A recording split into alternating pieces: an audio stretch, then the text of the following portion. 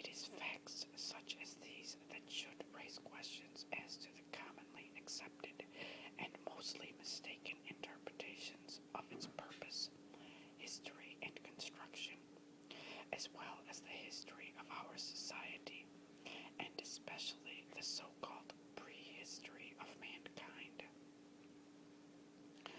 There are many answers out there. All you have to do is look. Here are some facts that have recently been rediscovered about the structure. General. Number 1. The pyramid is estimated to have about 2,300,000 stone blocks weighing from 2 to 30 tons each, with some weighing as much as 70 tons. Number 2. There is so much stone mass in the pyramid that the interior temperature is constant and equals the average temperature of the Earth, 20 degrees Celsius, 68 degrees Fahrenheit. 3. Two types of limestone were used for construction. A soft limestone, either pure or nummulitic, was used for the bulk of the core blocks, and a hard white limestone for the mantle. Hard limestone becomes more polished with age. Number 4. The base of the pyramid covers 55,000 meters to 592,000 feet to, with each side greater than 20,000 meters to 218,000 feet to an area. I think that's supposed to be squared, but it just says 2. The outer mantle was composed of 144,000 casing stones, all highly polished and flat to an accuracy of 1/100th of an inch, about 100 inches thick and weighing about 15 tons each. 5. The average casing stone on the lowest level was 5 feet long by 5 feet high by 6 feet deep and weighed 15 tons. 6. The mortar used is of an unknown origin. It has been analyzed and its chemical composition is known, but it can't be reproduced. It is stronger than the stone and is still holding up today. 7. The cornerstone foundations of the pyramid have ball and socket construction capable of dealing with heat and expansion and earthquakes. 8. There are no hieroglyphics or writing in the Great Pyramid.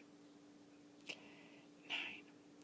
With the mantle in place, the Great Pyramid could be seen from the mountains in Israel and probably the moon as well. 10. Its polished surfaces would have reflected light like a beacon. 11. Aligned true north. The Great Pyramid is the most accurately aligned structure in existence and faces true north with only 3/60th of a degree of error. The position of the North Pole moves over time, and the pyramid was exactly aligned at one time.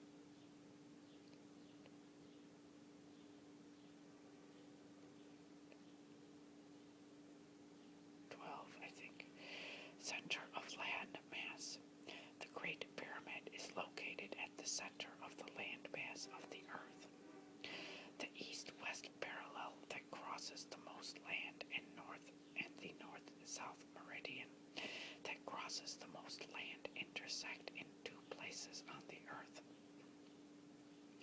One in the ocean and the other at the Great Pyramid. 13.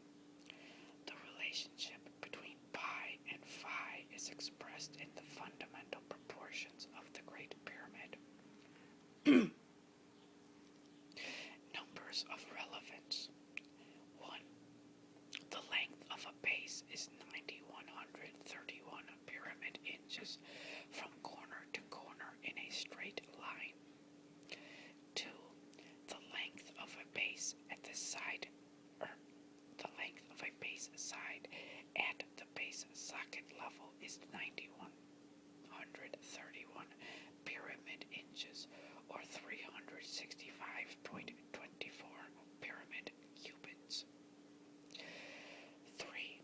The length of a base side at its side real socket level is 9,131.4 pyramid inches, or 365.25 pyramid cubits. 4. The length of the perimeter at the side rail socket is 36,525.63629 pyramid inches. 5.